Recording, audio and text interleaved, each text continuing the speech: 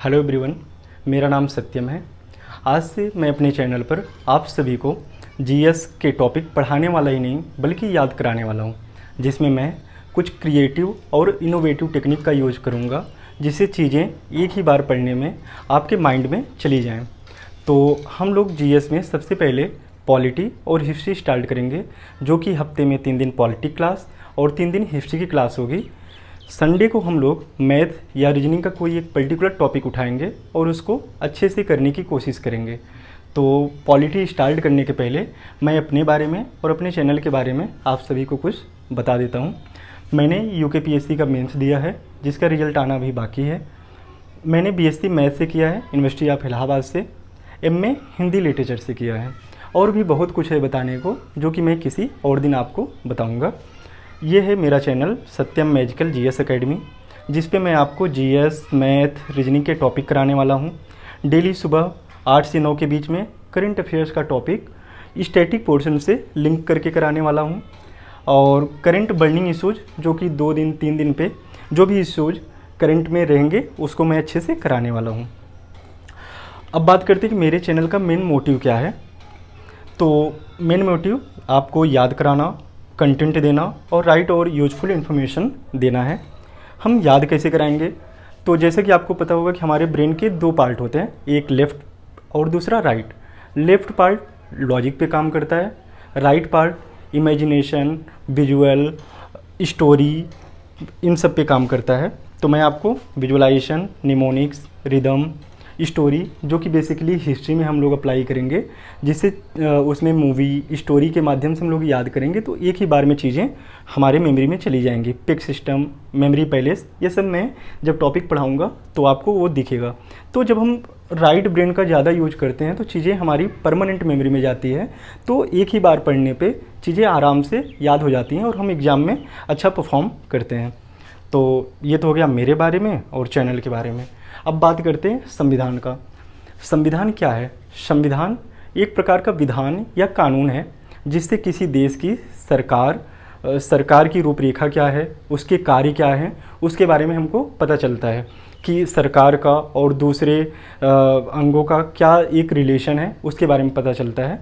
अगर हम इसको थोड़ा दूसरे वे में समझने की कोशिश करें कि जैसे हमारे घर पे हमारे मम्मी पापा होते हैं, वो लोग कुछ कानून, कुछ नियम बनाते हैं कि अपने बच्चों के लिए कि आपको ये फॉलो करना होगा, ये नहीं फॉलो करना होगा। और जैसे जैसे बच्चा बड़ा होता है वैसे वैसे नियम बदलते भी रहते हैं, घर के भी, और वैसे ही हमारे संविधान के नियम भी बदलते रहते हैं। तो बात करते हैं कि हमारे संविधान में सबसे पहले 395 अनुच्छेद थे, 22 भाग था और 8 अनुसूची थी। लेकिन अभी लगभग 470 के आसपास अनुच्छेद हो गए हैं, 12 अनुसूचियाँ हो गई हैं, भाग भी लगभग 26 हो गए हैं। तो ये तो हो गया कि क्या। और हमारा संविधान जो है 26 नवंबर 1949 को लागू होता है। 26 नवंबर 1949 को अंगीकृत और अधिनियमित होता है, लेकिन पूर्ण रूप से लागू होता है 26 जनवरी 1950 को। इसके पीछे का एक इतिहास है कि लाहौर अधिवेशन में हम लोग 26 जनवरी 1930 को स्वतंत्रता मनाने की घोषणा करते हैं, और उसी दिन हम लोग रावी नदी के तट पर तिरंगा झंडा फहराते हैं। तो उस दिन को यादगार बनाने के लिए हमारा संविधान पूर्ण रूप से 26 जनवरी 1950 को लागू होता है। अब हम बात करते हैं कि संविधान में हम पढ़ने क्या क्या वाले हैं। हम संविधान में प्रस्तावना, भाग, अनुसूची पढ़ने वाले हैं। तो सबसे पहले अगर हम स्टार्ट करें प्रस्तावना से, तो प्रस्तावना बेसिकली उद्देशिका है, जो कि संविधान सभा में जवाहरलाल नेहरू जी ने प्रस्तुत किया था। तो इसमें कुछ टर्म आते हैं जो कि हमारे एग्ज़ाम में डायरेक्टली पूछ लेता है। या तो इसका क्रम पूछ लेगा, या तो पूछ लेगा कि शक्ति का स्रोत क्या है, या फिर पूछ लेगा कि उसमें कितने प्रकार के न्याय की व्याख्या की गई है, या उसमें कितने प्रकार की स्वतंत्रता है, समानता कितनी तरह की है। तो अब हम बात करते हैं कि इसको हम याद कैसे करेंगे। तो शक्ति का स्रोत क्या है? जनता। जनता यानी कि हम भारत के लोग। अब बात करते हैं प्रकृति की, कि हमारी संविधान की प्रकृति क्या है। यह है संपूर्ण प्रभुत्व संपन्न, समाजवादी, पंथ निरपेक्ष, लोकतांत्रिक गणराज्य। इसको आप क्रम से याद रखिएगा, क्योंकि एक बार ये यूपीएससी में, पीसीएस में कई बार ये चीज़ें पूछी जा चुकी हैं। तो इसको याद करने का ट्रिक है, चाहे तो आप याद कर लो प्रभु, शपथ, लोग की। तो तो ऐसे कर सकते हैं, नहीं तो आप एसएसपी लोग याद कर सकते हैं, एसएसपी लोग। अब बात करते हैं कि इसके उद्देश्य क्या है। उद्देश्य में हम लोग न्याय, स्वतंत्रता, समानता, यह हमारे संविधान का उद्देश्य है। तो अब बात करते हैं न्याय में क्या क्या आएगा। न्याय में सारा आएगा। सारा मतलब सारा अली खान वाला नहीं, ये आपका उद्देश्य नहीं होना चाहिए। उद्देश्य मतलब कि हमारे जो संविधान का उद्देश्य है वह है सामाजिक, राजनीतिक और आर्थिक न्याय सभी को प्रदान करना, यह हमारे इसका उद्देश्य है, जो कि आपको डीपीएसपी में भी दिखाई देता है। अब बात करते हैं स्वतंत्रता की। स्वतंत्रता 5 प्रकार की हैं। इसको याद अगर आप करना चाहें तो हमको जो है विचार की अभिव्यक्ति विश्वास के साथ धर्म की उपासना से प्राप्त होगी, ऐसे आप कर सकते हैं, ठीक है। और अगर दूसरे तरीके से याद करना चाहें कि हमारे वेदों में जो है लिखा गया कि यत्र नार्यस्तु पूज्यन्ते रमन्ते तत्र देवता, तो अगर हम बात करें तो बीवी की उपासना धर्म की अभिव्यक्ति है, ऐसे याद कर सकते हैं, बीवी की उपासना धर्म की अभिव्यक्ति है। अब बात करते हैं समानता की। समानता हमको कब मिलेगा, जब हमको जैसे जो समाज में जो पिछड़े वर्ग हैं, जब उनको अवसर मिलेगा, जो कि आर्टिकल 16 बोलता है कि सभी को रोजगार और उसमें अवसर मिलना चाहिए। तो जब अवसर मिलेगा तो प्रतिष्ठा अपने आप मिलने लगेगी। तो ये हो गया प्रतिष्ठा और अवसर, और उसमें जो है बंधुत्व की बात की गई है। अब हम बात करते हैं अनुसूची की, उसके बाद हम पार्ट की बात करेंगे। तो अनुसूची की बात करें तो अनुसूची मूलतः संविधान में 8 थी, लेकिन अभी जो है 12 हैं। तो याद करते हैं कैसे इसको हम याद कर सकते हैं। तो पहले नंबर पर क्या होता है, जब हम किसी से भी मिलते हैं सबसे पहले वो पूछते हैं कि भाई अपना नाम तो बताओ, क्या है तुम्हारा नाम। तो सबसे पहले क्या आता है, नाम आता है। नाम किसका, स्टेट और यूटी के क्या नाम होगा, क्षेत्र क्या होगा, इसके बारे में हम कहाँ जानते हैं, शेड्यूल 1 में। अब दूसरा है दो मतलब क्या दो, वेतन दो, भत्ता दो, ठीक है। तो 2 से याद कर सकते हो पैसा, पैसे से क्या, वेतन और भत्ते। 3, जैसे कि आप लोग जानते होंगे कि जैसे हम लोग नॉर्मली जब अगर कोई चीज़ एक बार कोई गलती करता है, 2 बार करता है, तीसरी बार करता है, बोलता है कि अगर 3 बार ये चीज़ किया तो समझो कि मैं तुमसे बात नहीं करूँगा। या फिर अग्निपथ, शायद आपने मूवी देखी होगी, 3 बार, या कोई चीज़ होती है 3 बार अगर वो चीज़ें हो जाती हैं तो शपथ में आ जाती हैं। जैसे कि आपने तीसरी कसम देखी होगी, तीसरी कसम के बाद सब कुछ बदल जाता है। तो ये हो गया कि तीसरे में क्या आएगा, शपथ आएगा। 4 में क्या आएगा, 4 को हम चेयर से याद कर सकते हैं। चेयर से क्या, सीट क्या, राज्यसभा की सीटों के बारे में किसमें बोला गया है, शेड्यूल 4 में। आगे है 5 को अगर हम मल्टीप्लाई कर लें 2 से तो 10 आ जाएगा। यह जो है अनुसूचित क्षेत्रों के प्रशासन के बारे में बताता है, जो कि अभी 10 राज्यों में लागू है, जिसमें ओडिशा, झारखंड, मध्य प्रदेश आते हैं। अब बात करते हैं शेड्यूल 6 की। तो 6 को अगर हम उल्टा कर देंगे तो इसमें 4 आ जाएगा। 4 में हम क्या याद कर सकते हैं, असम, मेघालय, मिजोरम, त्रिपुरा। याद कर सकते हैं इसको अमे मित्र, अमे शायद बंगाली भाषा है, अमे मित्र मतलब मेरा मित्र, अमे मित्र, ठीक है। तो अब बात करते हैं 7 की। 7 कैसे आप याद कर सकते हैं, 7 में बेसिकली सूची के बारे में है कि राज्य कौन कौन से चीज़ों पे कानून बना सकता है, सेंट्रल कौन कौन से चीज़ों पे कानून बना सकता है, वो हम कहाँ देखते हैं, ये देखते हैं 7 में। 7 को हम याद करते हैं कि सेब है कोई, सेब को हम 3 भागों में बांट दिए, सेब बढ़ सकता है आराम से। तो उसमें यूनियन लिस्ट है, स्टेट लिस्ट है, कंकरेंट लिस्ट है, ठीक है। इसको हम विस्तृत देखेंगे आगे। अब अगली बात करते हैं 8 की। 8 से आप याद रख सकते हो, 8 मतलब कि कोई चीज़ ऐसी है जो मतलब कि 8 चीज़ें जोड़ी गई हों इसमें। 8 क्या जोड़ी गई हैं, भाषाएं जोड़ी गई हैं। तो हमारे संविधान में जो मूल भाषाएं थी या जो भाषाएं थी वो थी 14, लेकिन अभी 8 भाषाएं उसमें और जुड़ गई हैं, तो अभी टोटल हो गई हैं 22। तो 8 भाषाएं कौन कौन सी जुड़ी हैं, एक ये अमेंडमेंट है कि कौन से अमेंडमेंट के द्वारा चीज़ें जुड़ी हैं। तो पहला 21वां अमेंडमेंट, 71वां अमेंडमेंट, इन दोनों को जोड़ दोगे तो 92 आ जाएगा, ठीक है। तो ये ऐसे आप याद कर सकते हो। 21, इसमें लास्ट में सार है, स से आप याद रख सकते हो सिंधी। 71 आप याद रख सकते हो नमक, नेपाली, मणिपुरी, कोंकणी। अगला है 92 को आप बदमाश से याद रख सकते हो, ठीक है, जो कि आप मैथ में पढ़ते हो। बदमाश बोडो, डोगरी, मैथिली, संथाली, ठीक है। तो ये तो हो गया 8। अब ये 4 जो है हमारे संविधान में बाद में जोड़ी गई, मतलब कि अनुसूचियों में बाद में जोड़ी गई। तो 9वां, 10वां, 11वां, 12वां। तो जैसा कि आपको पता हो कि जब हमारा देश आज़ाद हो गया, देश ही आज़ाद नहीं, जब कोई घर में भी एक इंडिपेंडेंट पर्सन हो जाता है, पैसा ज़्यादा कमाने लगा, कुछ भी होने लगा, तो लोग सबसे पहले भूमि को लेके झगड़ा करने लगते हैं। भूमि हीरोइन नहीं, भूमि ज़मीन। तो भूमि के लिए झगड़ा हुआ, तो सबसे पहले हमको जो है 9वां अमेंडमेंट करना पड़ा 1951 में, जो कि पहला अमेंडमेंट भी था। तो पहला अमेंडमेंट किससे रिलेटेड था? भूमि से रिलेटेड थी। अगला है 10वां। 10 याद रख सकते, दल बदल, 10 दल बदल। एक्चुअली उस टाइम पे लोग एक पार्टी को छोड़ के दूसरी पार्टी में भग गए, वही जो रिजॉल्ट कल्चर है वो सब है, वो उस टाइम पे भी था। तो इसको रोकने के लिए राजीव गांधी ने 52वां अमेंडमेंट लाया 1985 में, जो कि रिलेटेड है दल बदल। तो 10 दल, 10 दल। अब बात करते हैं 11वां 12वां। ये बेसिकली रिलेटेड है लोकल बॉडीज से। तो 11वें नंबर पे सबसे पहले क्या आएगा? पंचायत आएगा। नगर निगम थोड़ा बड़े लेवल पे है, इसलिए 12वें नंबर पे आ जाएगा। तो इसके लिए अमेंडमेंट कौन सा किया गया? 73वां अमेंडमेंट और 74वां अमेंडमेंट। इसमें टोटल 29 विषय हैं, इसमें 18 विषय हैं। ये तो हो गया शेड्यूल के बारे में, ठीक है। अब बात करते हैं हम पार्ट के बारे में। एक मिनट रुकिएगा।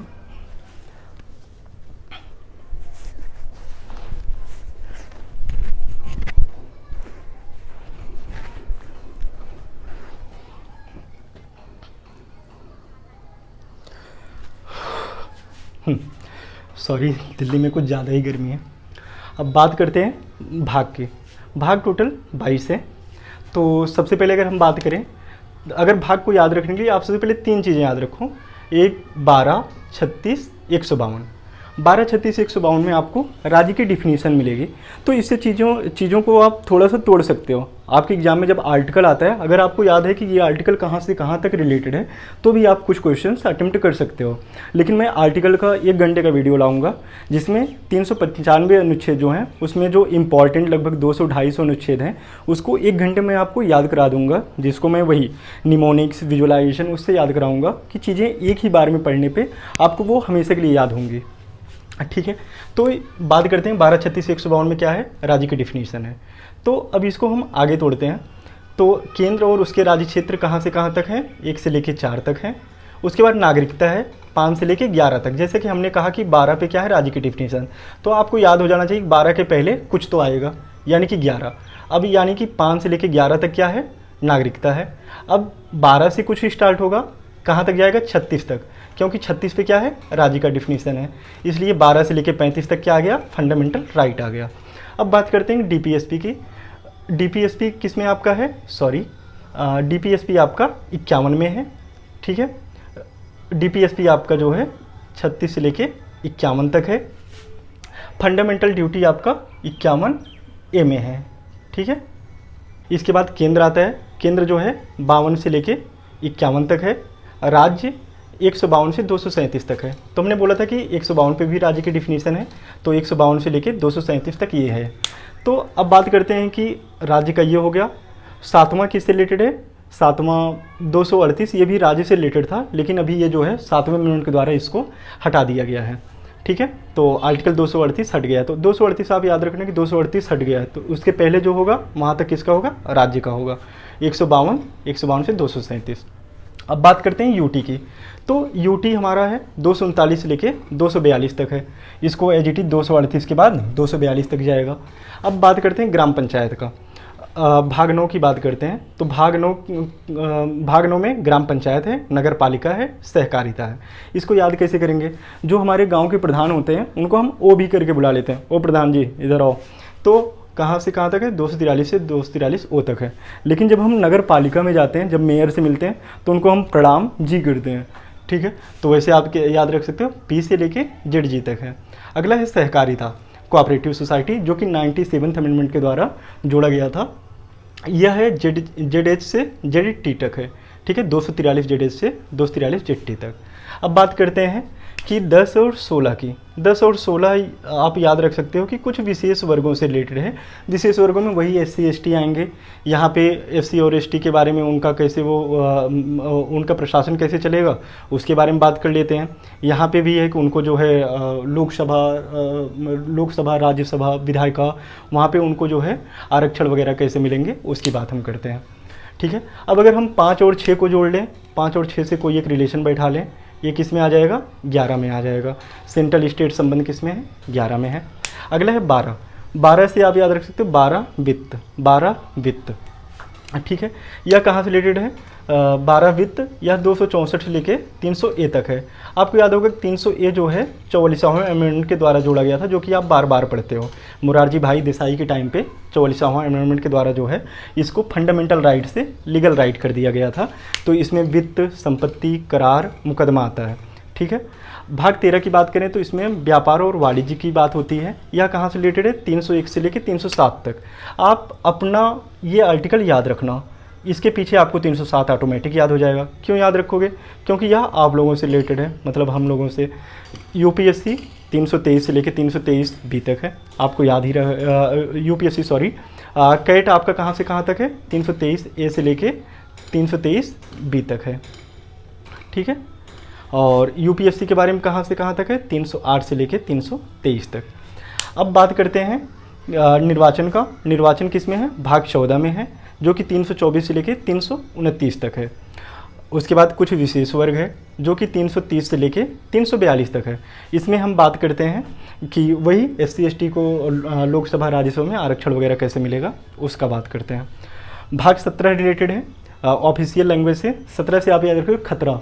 तो हमारे देश में जब हमारा देश आज़ाद हुआ, सबसे पहले ऐसा लगा कि आपातकाल की स्थिति हो गई राज्यों के बंटवारों को लेके, कि भाषा को लेके विवाद हो गया। आपको पता होगा सबसे पहले जब आंध्र प्रदेश अलग होता है, उस टाइम पे भी कांग्रेस का कोई एक नेता होता है जिसकी डेथ होती है, तो उसके बाद से फिर चीज़ें और भी विकराल स्थिति में चली जाती हैं। ऐसा लगता है कि अभी आपातकाल की स्थिति आ गई है।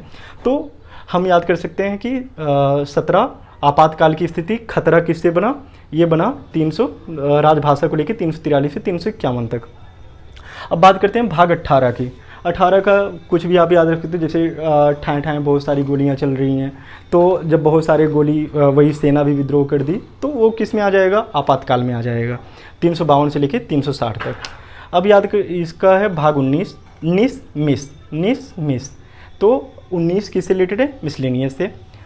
भाग 20 किससे रिलेटेड है? संशोधन से। इसको ऐसे याद रख सकते हो कि जब आपको पता होगा कि जो 42वां अमेंडमेंट है उसको मिनी कॉन्स्टिट्यूशन भी बोला जाता है।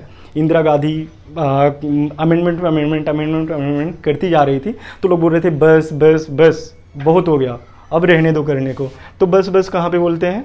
बस बस संशोधन के टाइम पे बोलते हैं। तो ये किससे रिलेटेड? 368 से। अगला है विशेष राज्य से रिलेटेड, 369 से 392।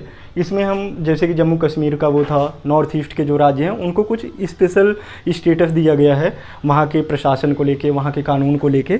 तो वो हम पढ़ते हैं इसमें भाग 21 में।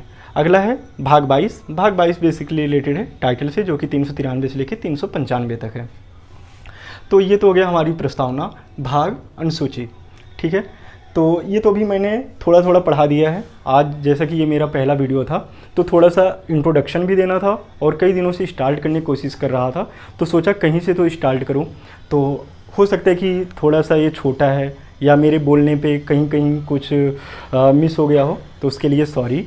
धीरे धीरे जैसे जैसे वीडियो आएगा ये चीज़ें उसमें ठीक होती जाएंगी। तो ये तो हो गया उसके बारे में। अब बात करते हैं कि अगला वीडियो मैं किस पे बनाने वाला हूँ। अगला वीडियो चंद्र मिशन पे बनेगा, जो कि एक ही पेज पे आपको चंद्रयान 3, चंद्रयान 2, चंद्रयान 1 के बारे में पूरी जानकारी मिल जाएगी। उसके साथ ही मैं इसरो के बारे में बता दूंगा। और जो अगला पॉलिटी का वीडियो आएगा वह केंद्र राज्य क्षेत्र, नागरिकता, fundamental right, DPSP, fundamental duty, इसके बारे में होगा। अगर पार्ट में कहीं पे अभी भी आपको याद करने में प्रॉब्लम हो रही है, तो जब हम इसको धीरे धीरे करेंगे तो चीज़ें अपने आप ऑटोमेटिक आपको याद हो जाएंगी। और जैसा कि मैंने कहा है कि 1 घंटे में आपको मैं अब सारे आर्टिकल्स याद कराने वाला हूँ। तो यह क्लास मैं 20 जुलाई को लेने वाला हूँ, ठीक है। तो 20 जुलाई को ही मैं पूरा का पूरा ये चीज़ें एक बार फिर से आपको याद करा दूंगा, सारे आर्टिकल्स याद करा दूंगा, ठीक है। तो इतना अभी के लिए करते हैं, बाकी आगे और भी प्लान अच्छा करते हैं। धीरे धीरे वीडियो भी बदलता रहेगा, कि जैसे डिजिटल बोर्ड आ गया, या मैं iPad थोड़ा भी सीख रहा हूँ कि 3D का यूज कैसे कर सकें, AI का यूज कैसे कर सकें। आपको जो भी होगा बेहतर से बेहतर मिलेगा, जिससे चीज़ें एक ही बार में आपके माइंड में चली जाएं। तो थोड़ा सा धैर्य बनाए रखिएगा, थोड़ा सा मुझे भी टाइम दीजिएगा। मैं भी अभी पहली बार आज वीडियो बना रहा हूँ, तो धीरे धीरे ये चीज़ें हम लोग आगे लेके चलेंगे। बस हम दोनों एक दूसरे का साथ दें, आपका भी सिलेक्शन होगा, हमारा भी सिलेक्शन होगा। जो आपका सपना है वो मेरा भी सपना है, ठीक है। जय हिंद।